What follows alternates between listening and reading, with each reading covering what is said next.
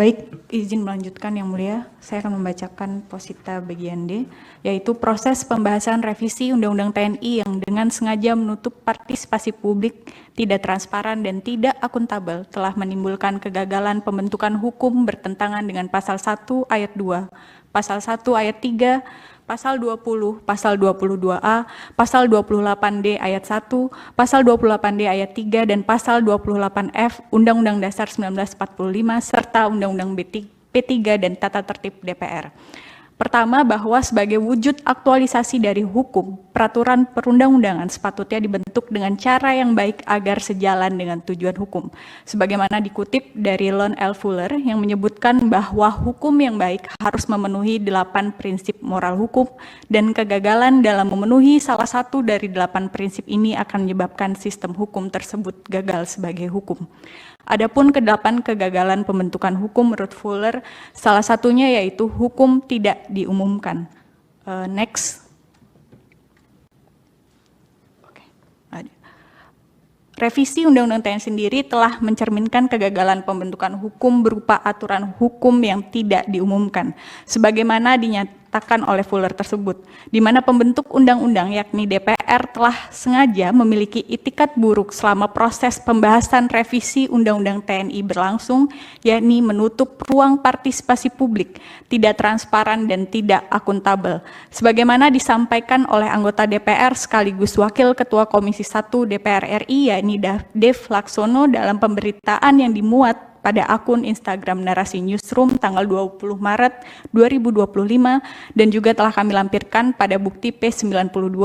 Pada intinya terdapat kesengajaan untuk tidak memberikan draft rancangan revisi Undang-Undang TNI ketika DPR sedang melakukan proses pembahasan revisi Undang-Undang TNI.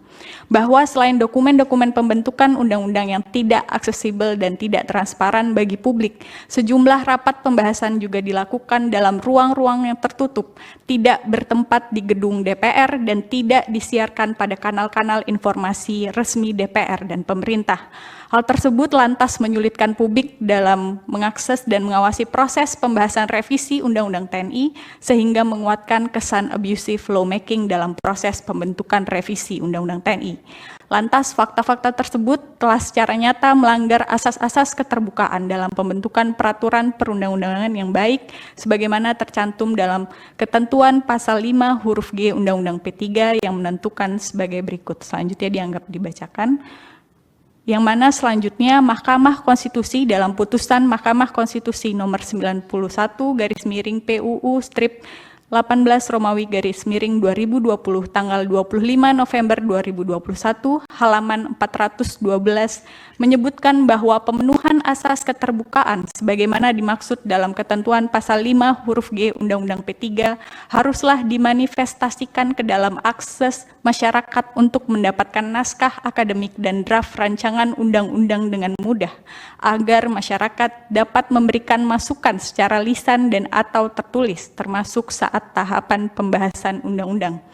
Bahwa berdasarkan uraian tersebut, pembahasan revisi Undang-Undang TNI secara nyata telah bertentangan dengan asas pembentukan peraturan perundang-undangan yang baik, serta melanggar hak konstitusional para pemohon untuk memperoleh jaminan perlindungan dan kepastian hukum pada Pasal 28D Ayat 1 Undang-Undang Dasar 1945, hak konstitusional untuk menyatakan pendapat dalam partisipasi pembentukan undang-undang pada Pasal 28D Ayat 3 Undang-Undang Dasar 1945, dan hak konstitusional untuk memperoleh informasi publik pada Pasal 28F Undang-Undang Dasar 1945.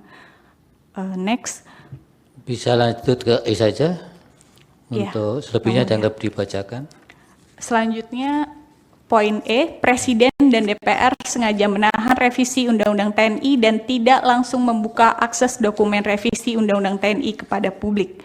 Bahwa hingga saat permohonan ini diajukan kepada Mahkamah Konstitusi, dokumen revisi Undang-Undang TNI yang telah ditandatangani oleh Presiden tidak dipublikasikan dalam kanal-kanal resmi DPR maupun pemerintah. Namun demikian, berdasarkan keterangan Menteri Sekretaris Negara Prasetyo Hadi dalam pemberitaan yang dimuat di website jatim.antaranews.com, tempo.co, dan detik.com tanggal 17 April 2025 sebagaimana dilampirkan dalam bukti P2 P3 dan P4 revisi Undang-Undang TNI telah diundangkan pada tanggal 26 Maret 2025. Kendati demikian, sikap DPR dan Presiden yang tidak langsung membuka akses dokumen pasca disahkannya revisi Undang-Undang TNI dinilai dengan sengaja menahan penyebar luasan dokumen revisi Undang-Undang TNI kepada publik. Hal tersebut lantas bertentangan dengan ketentuan pada pasal 88 dan pasal 90 ayat 1 Undang-Undang P3 yang selanjutnya dianggap dibacakan, dan bahwa fakta mengenai revisi Undang-Undang TNI yang tidak disebarluaskan setelah pengundangan tersebut telah melanggar asas keterbukaan dalam publikasi peraturan perundang-undangan yang baik sebagaimana tercantum dalam ketentuan pasal 95 Undang-Undang P3. Bahwa dengan demikian Presiden dan DPR yang tidak menyebarluaskan revisi Undang-Undang TNI yang telah disahkan kepada publik telah melanggar pasal 1 ayat 2, pasal 1 ayat 3, pasal 20, pasal 22A, dan pasal 28F Undang-Undang Dasar 1945. Selanjutnya saya akan membacakan petitum. Next. Dipersilakan. Bahwa berdasarkan seluruh alasan permohonan serta bukti-bukti yang telah diuraikan, maka para pemohon memohon kepada Majelis Hakim Mahkamah Konstitusi Republik Indonesia yang memeriksa dan mengadili permohonan pengujian formil akuo untuk memutus sebagai berikut. Dalam provisi, 1. Mengabulkan permohonan provisi para pemohon untuk seluruhnya. 2. Menyatakan Undang-Undang Republik Indonesia Nomor 3 Tahun 2025 tentang perubahan atas Undang-Undang Nomor 34 Tahun 2004 tentang Tentara Nasional Indonesia, Lembaran Negara Republik Indonesia Tahun 2025 Nomor 35 dan tambahan Lembaran Negara Republik Indonesia Nomor 7104 ditunda pemberlakuannya sampai dengan adanya putusan akhir Mahkamah Konstitusi. Ketiga, memerintahkan Presiden untuk tidak menerbitkan peraturan pelaksana baru yang berkaitan dengan Undang-Undang Republik Indonesia Nomor 3 Tahun 2025 tentang perubahan atas Undang-Undang Nomor 34 Tahun 2004 tentang Tentara Nasional Indonesia sampai dengan adanya putusan akhir Mahkamah Konstitusi.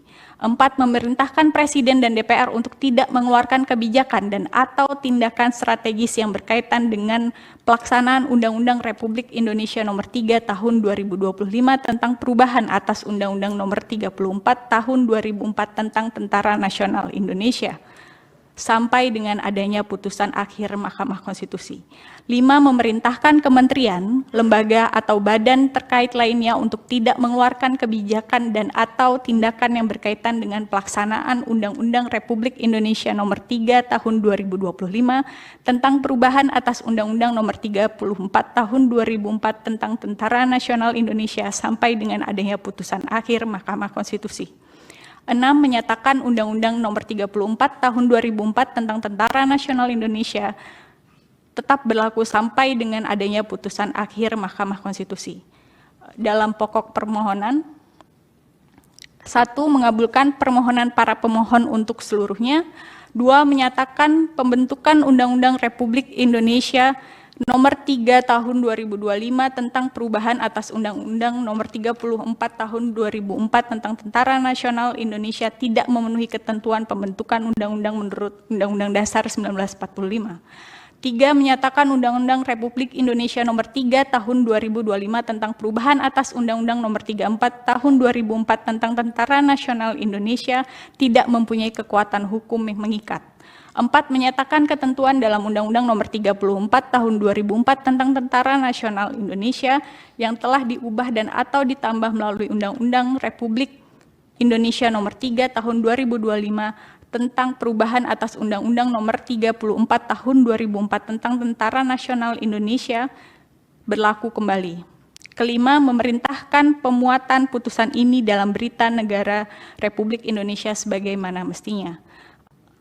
Apabila Majelis Hakim Mahkamah Konstitusi berpendapat lain, mohon putusan yang seadil-adilnya. Ex aequo, ex bono.